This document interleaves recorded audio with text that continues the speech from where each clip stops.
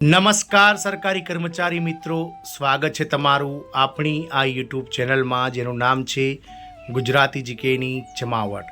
તો છેલ્લા ઘણા સમયથી આપણી ચેનલ પર આપણે વિડીયો નહોતા મૂકતા, કારણ કે દિવાળી વેકેશનના કારણે અમે પણ પરિવાર સાથે વ્યસ્ત હતા। આપ સૌ મિત્રો પણ પરિવાર સાથે વ્યસ્ત હશો, તો આપ સૌને અમારી ટીમ વતી સૌથી પહેલાં તો ગુજરાતીનું જે વિક્રમ સંવત 2082નું નવું વર્ષ શરૂ થયું છે તેના તમામને સાલ મુબારક।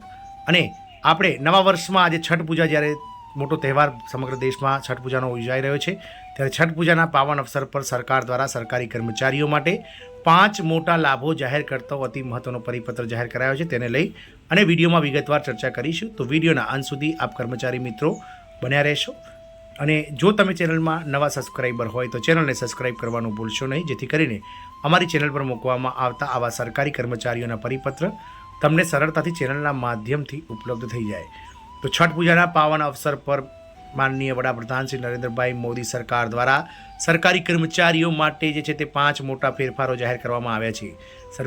સરકારી કર્મચારીઓના નિવૃત્તિના નિયમો પણ બદલાયા છે। પેન્શનથી લઈ અને મોંઘવારી ભથ્થા સુધીના 5 મોટા ફેરફારો આ નવા વર્ષમાં સરકારે જાહેર કર્યા છે। વિક્રમ સંવત 2082નું જ્યારે વર્ષ શરૂ થયું છે, ત્યારે વર્ષ 2025માં સરકારી કર્મચારીઓ માટે મોટા સમાચાર લઈને આવી છે। કેન્દ્ર સરકારે નિવૃત્તિ, પેન્શન અને ભથ્થાના નિયમોમાં સુધારા રજૂ કર્યા છે, જે તેમના ભવિષ્યને સુરક્ષિત કરશે। 2025નું વર્ષ સરકારના કર્મચારીઓ અને પેન્શનર્સો માટે મહત્વપૂર્ણ સાબિત થયું છે। આ વર્ષે સરકારે નિવૃત્તિ, પેન્શન અને ભથ્થા સંબંધિત ઘણા મુખ્ય નિયમોમાં નોંધપાત્ર ફેરફારો કર્યા છે, જેની સીધી અસર લાખો કર્મચારીઓના નાણાકીય અને ભવિષ્ય પર પડશે। ચાલો આ 5 મુખ્ય ફેરફારો વિશે જાણીએ। તો પહેલું છે નવી યુનિફાઈડ પેન્શન સ્કીમ, એટલે કે યુપીએસ પેન્શન સ્કીમ। તો ઘણા વર્ષોથી સરકારી કર્મચારીઓને રાષ્ટ્રીય પેન્શન સિસ્ટમ, એટલે કે નેશનલ પેન્શન સિસ્ટમ હેઠળ એનપીએસ હેઠળ આવરી લેવામાં આવતા હતા, જ્યાં પેન્શન ફંડ બજાર આધારિત, એટલે કે શેર બજાર પર આધારિત હતું। આનાથી કર્મચારીઓ તેમની ભાવિ આવક વિશે અસુરક્ષિત બન્યા। એપ્રિલ 2025માં સરકારે યુનિફાઈડ પેન્શન સ્કીમ, એટલે કે યુપીએસ શરૂ કરી, જે જૂની પેન્શન સ્કીમ ઓપીએસને એનપીએસ સાથે જોડે છે। આ નવી યોજના હેઠળ 25 વર્ષની સેવા પૂરી કરનાર કર્મચારીઓને છેલ્લા 12 મહિના માટે તેમના સરેરાશ બેઝિક પગારના 50% પેન્શન મળશે। 10 વર્ષની સેવા પૂર્ણ કરનાર કર્મચારીઓને પણ ઓછામાં ઓછા ₹10,000 માસિક પેન્શનની ખાતરી આપવામાં આવી હતી।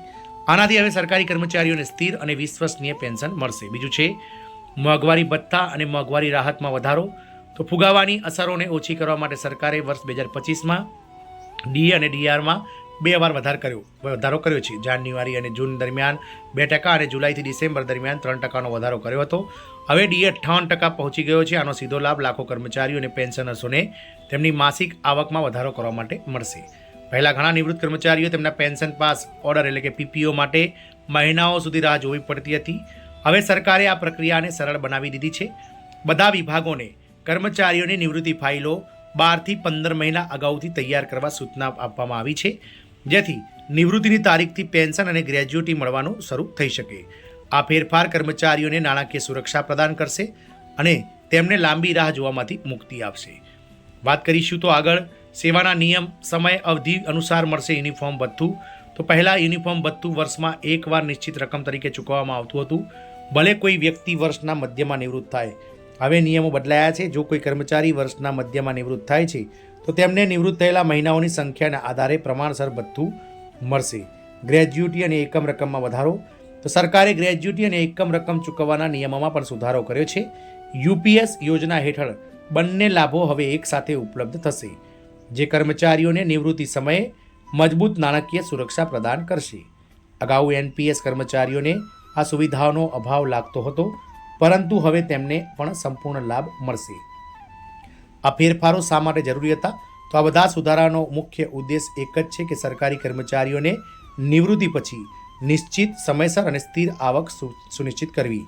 સરકાર ઈચ્છે છે કે વર્ષો સુધી દેશની સેવા કરનારાઓ નિવૃત્તિ પછી પણ સન્માનજનક અને સુરક્ષિત જીવનનો આનંદ માણે।